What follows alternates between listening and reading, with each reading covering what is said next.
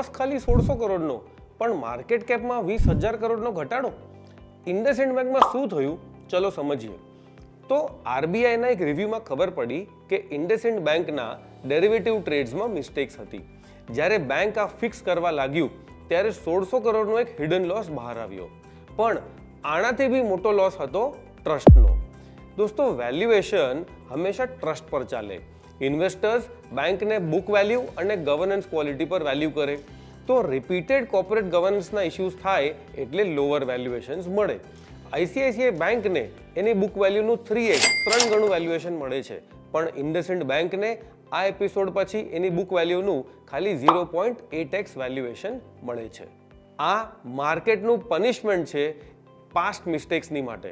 Investors કહેવા માંગે છે કે અમને આઈસીઆઈસીઆઈ કે એચડીએફસી બેંક કરતાં તમારા નંબર્સ પર ઓછો ભરોસો છે. ઉપરથી આરબીઆઈએ ઇન્ડસઇન્ડ બેંકના સીઈઓને ખાલી 1 વર્ષનું ટર્મ એક્સટેન્શન આપ્યું. હવે બેંક્સમાં જ્યારે લીડરશિપ ચેન્જ થાય તો સ્ટ્રેટેજી પણ બહુ ચેન્જ થઈ શકે છે. આ અનસર્ટનિટી ઇન્વેસ્ટર્સને ના ગમે. કોટક, એચડીએફસી, આઈસીઆઈસીઆઈમાં પણ જ્યારે લીડરશિપ ચેન્જ થઈ હતી, આ સ્ટોક્સમાં કન્સોલિડેશન કે કરેક્શનનો ફેઝ જોવામાં આવ્યો હતો. Trust issues plus governance concerns plus લીડરશિપની અનસર્ટનિટી, આ ત્રણેયના કારણે ઇન્ડસઇન્ડના સ્ટોકમાં હેવી કરેક્શન જોવામાં આવ્યું છે.